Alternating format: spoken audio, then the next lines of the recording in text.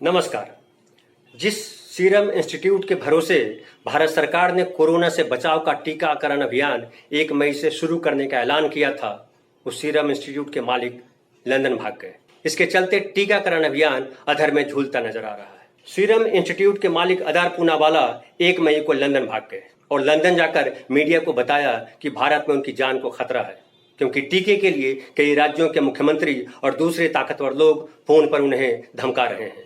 दूसरे ताकतवर लोग का मतलब पूनावाला ने स्पष्ट तो नहीं किया, लेकिन सूत्रों का अनुमान है कि वे मेडिकल प्रोफेशन के गोल्डन चेन से जुड़े लोग हैं। हालांकि भारत सरकार ने उन्हें सुरक्षा देने की बात कही है और अदार पूनावाला ने भी अपने दूसरे बयान में कहा कि वे जल्द भारत लौट आएंगे, लेकिन कब, कोई निश्चित तारीख नहीं बताई।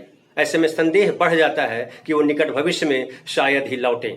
आपको पता होगा कि सीरम इंस्टीट्यूट टीका यानी कि वैक्सीन बनाने वाली दुनिया की सबसे बड़ी कंपनी है और कोरोना का टीका कोविशील्ड बनाने के निर्माण में ऑक्सफोर्ड यूनिवर्सिटी और ब्रिटिश स्वीडिश फार्मा एस्ट्राजेनेका ने भी सीरम के साथ साझेदारी की है।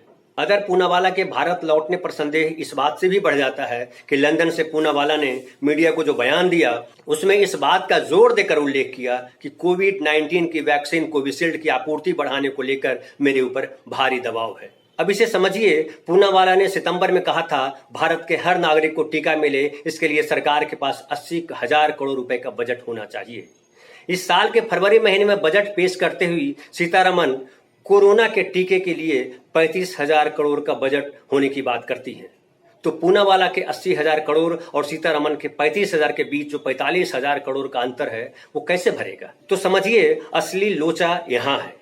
इसीलिए पिछले महीने सीरम इंस्टीट्यूट ने टीके के 3 रेट जारी किए। केंद्र सरकार के लिए प्रति टीका 150 रुपए, राज्य सरकार के लिए 300 रुपए और निजी अस्पतालों के लिए 600 रुपए, यानी एक ही टीका की 3 कीमत। पूरे देश में इस रेट पर सवाल उठा और आखिरकार सुप्रीम कोर्ट ने भी पूछा कि एक ही टीका की 3 अलग अलग कीमत क्यों?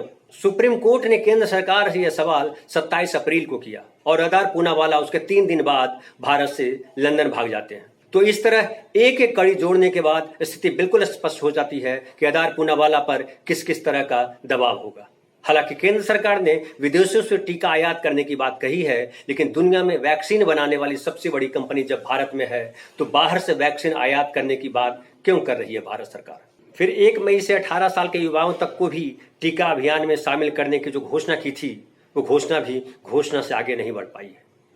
दूसरी तरफ जो टीके की एक खुराक ले चुके हैं उनको दूसरी खुराक कब मिलेगी, इस सवाल का जवाब भी किसी के पास नहीं है। न टीका केंद्रों पर इसका कोई स्पष्ट जवाब है, न ही भारत सरकार का स्वास्थ्य मंत्रालय कुछ भी स्पष्ट कह पा रहा है। मतलब सारा मामला अंधेरे में है, अधर में है। ऐसे में सवाल उठता है, टीकाकरण अभियान का क्या होगा?